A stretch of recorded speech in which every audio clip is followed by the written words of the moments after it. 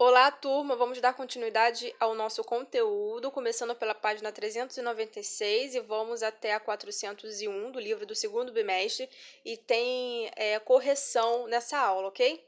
Vamos falar da linha, estávamos falando do ponto, só para relembrar, elementos visuais, cor, linha, textura, ponto, plano. Nós vimos o ponto, hoje vamos falar da linha, que é um elemento muito importante para a composição visual, porque a linha, por si só, ela é capaz de formar desenhos complexos, como a gente vê nessa imagem aqui. A gente tem uma figura e um fundo feito apenas com linhas para dar efeitos de claro, escuro, de movimento. Não há jogo de cor aqui, não há jogo de textura. A textura ela é criada a partir das linhas sobrepostas, como a gente vê aqui do lado também nessa imagem. Então, a linha ela pode ser utilizada na criação de textura, de sombra. E as rachuras, que é a técnica dada a esse tipo de composição aqui, elas são feitas repetindo padrões de linhas. Então, várias linhas na diagonal, várias linhas na vertical. Linha de contorno, qual é a diferença, né? Qual é a importância da linha de contorno? As linhas de contorno são as linhas que delimitam as formas, ou seja, criam um aspecto que os objetos têm em um desenho. Em outras linguagens, como a pintura, as cores podem delimitar as formas sem que exista a necessidade de se criar linhas. Um exemplo bem simples desse trechinho é que aqui nós temos a linha de contorno. Aqui nós temos a forma sem a linha de contorno, percebem a diferença? A cor por si só consegue fazer uma composição de forma, só que o que dá a ideia de fechamento, de acabamento, é a linha de contorno. Vamos falar também sobre o esfumato, que foi no Renascimento, com a técnica do esfumato, desenvolvido por Leonardo da Vinci, que a linha também ela ganhou uma certa importância naquele período. Então, esfumato é um termo criado por Leonardo da Vinci para se referir à técnica de pintura em que sucessivas camadas de cor são misturadas em diferentes graus, de forma a passar ao olho humano a sensação de profundidade, forma e volume. Em italiano, esfumato quer dizer misturado, como conotações de esfumaçado, e é derivada da palavra italiana referente à fumaça. A partir de sua introdução, a pintura do Renascimento, o esfumato, passou a ser uma técnica universal de desenho e pintura. Então, continuando em relação à linha nos dias de hoje, ainda hoje em grandes centros urbanos é possível observar a arte do grafite em muros da cidade, delimitando as formas, aqui como a gente tem a delimitação das formas a partir de linhas, um fundo com efeito de profundidade a partir de linhas também, né? Então, as cores e as linhas elas vão transformando os locais em ambientes revitalizados, com cores vibrantes e coloridos das latas em spray. Olha que incrível esse aqui. Esse aqui é muito legal. Esse aqui tem um efeito de profundidade incrível. E esse aqui também, a gente consegue ver a quantidade de linha empregada, né, nesse desenho. Uma curiosidade na seção cultural do livro de vocês, pontos e linhas podem ser utilizados também como canal de comunicação. Não sei se vocês já ouviram falar no código Morse e o Braille. Vamos falar do Morse primeiro, que surgiu, né, em 1835, foi um pintor que inventou, e ele serve para transmitir mensagens à distância por meio dos sons combinados de pontos e traços, ou até mesmo de luz piscando. Cada ponto, traço, forma frases. Não podem ser frases muito complexas, mas eram muito utilizados para pedida de ajuda ou para passar uma mensagem rápida, né, para a pessoa se comunicar, para pedir um resgate. Aí eu trouxe um videozinho para vocês verem o sonzinho do código Morse, como é interessante.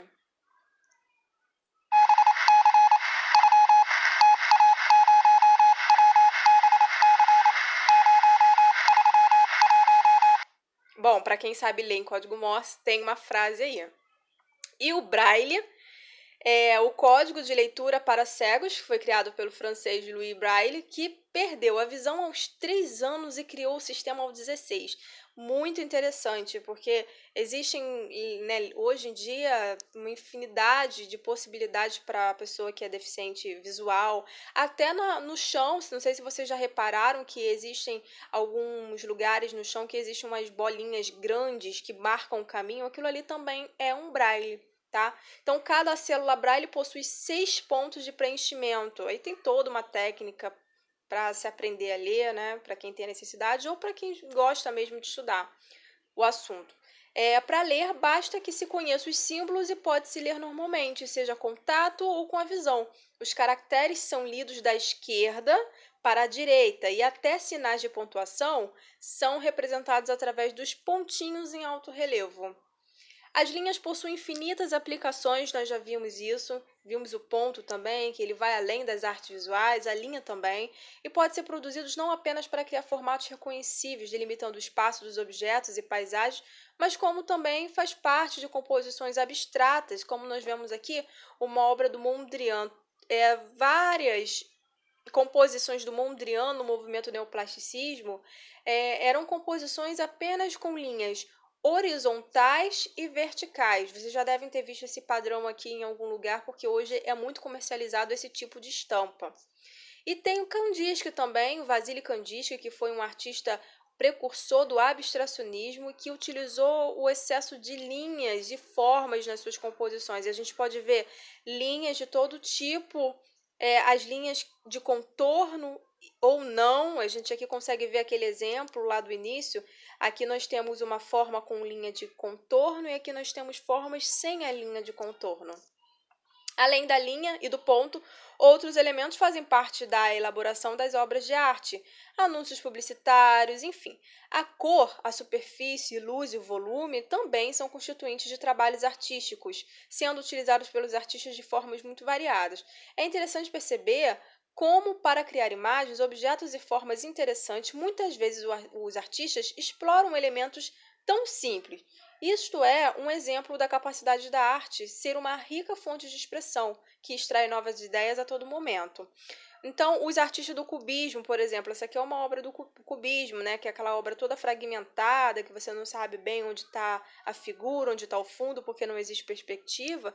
A gente tem vários elementos que nós estamos estudando aqui, né? Nós não temos a profundidade, mas nós temos a linha, a forma, a textura. As cores, a cor também é um elemento visual, tá? As cores, por exemplo, elas podem ser classificadas primárias, secundárias, complementares, cores frias, etc.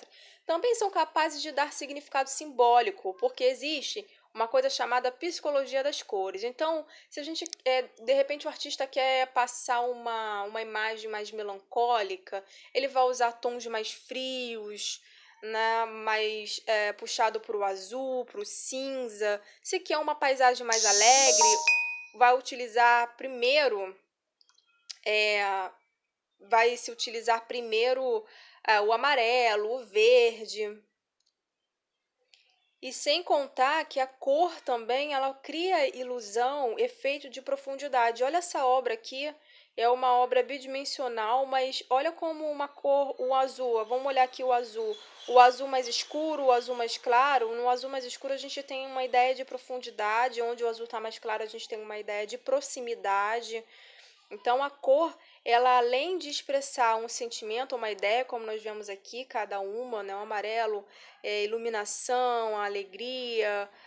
O azul pode, por exemplo, dar significado de tranquilidade e reflexão. O vermelho, atividade e impulso, enfim. A cor também ela é repleta de símbolos e significados. Já a superfície ou plano é a base de uma pintura. É sobre ela que é possível desenhar, gravar, esculpir, pintar, etc. É a base de todo o trabalho de arte, mas pode ser composto por materiais variados.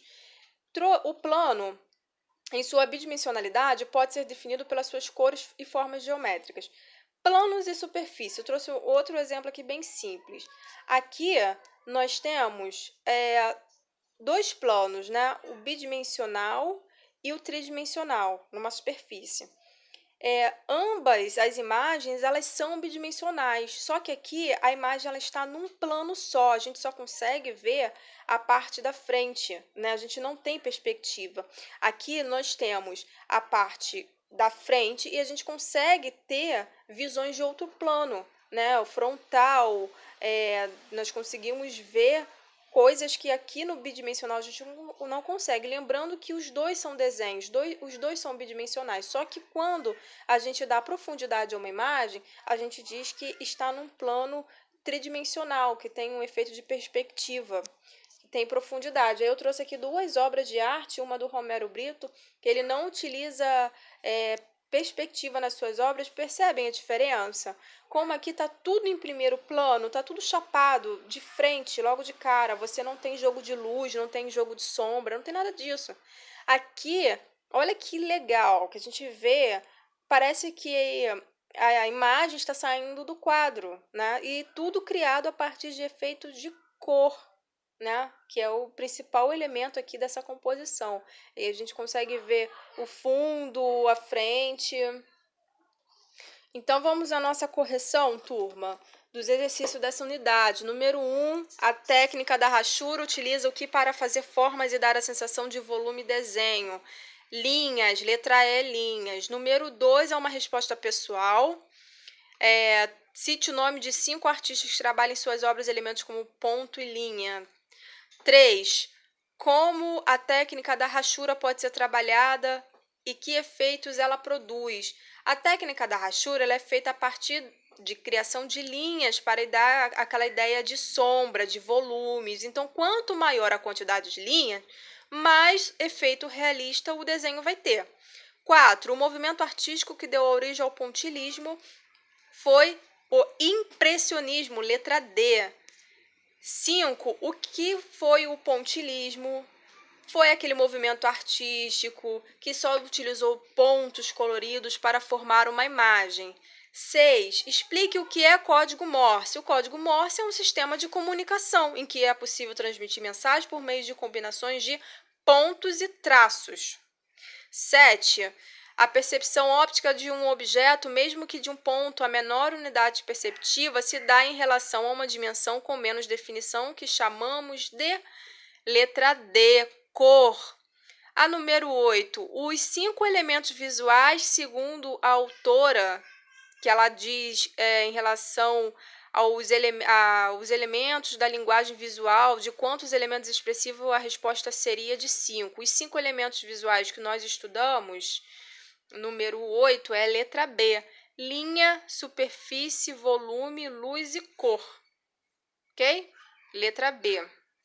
Número 9, letra C, ponto, linha, traço, marcas e manchas compõem mais especificamente um desenho, tá? Número 10, com relação aos elementos básicos da linguagem visual, o ponto, a linha e o plano, assinale a opção correta. Número 10, letra C. O plano pode ser uma forma geométrica ou qualquer porção bidimensional determinada por uma cor ou uma textura ou um contorno. 11. O impacto produzido pela cor não sofre as barreiras impostas pela língua, letra B. A questão fala em relação ao significado da cor, né? A cor é uma linguagem individual, ela possui significados, né, que transmitem, ensinados, enfim, elas são as leis que definem a sua utilização. O valor da expressividade da cor a torna um elemento importante na transmissão de ideias, que a reação do indivíduo a ela não tem fronteiras espaciais ou temporais. Assim, o impacto produzido pela cor não sofre as barreiras impostas pela língua. Letra B. Número 12, ponto, linha, forma, cor, luminosidade, espaços são elementos das artes visuais. Através da exploração desses elementos articulados, assinale a afirmativa correta. Número 12 é a letra C. Relacionamos bidimensionalidade e tridimensionalidade, criando textura, tonalidade, variação entre luz e sombra, valores cromáticos e movimentos. Número 13 é uma resposta pessoal. Número 14, sobre a experiência estética, é correto afirmar que, letra C, envolve uma boa percepção dos elementos que compõem a forma. Número 15, por vezes a arte esteve associada à moda. Os artistas que influenciaram a criação das estampas dos vestidos apresentados na figura 1 e 2 são, respectivamente, letra A, Jackson Pollock e Piet Mondrian. Nós vimos as obras do Mondrian aí acima, ok? Então, fechamos nossa primeira unidade, turma. Bons estudos!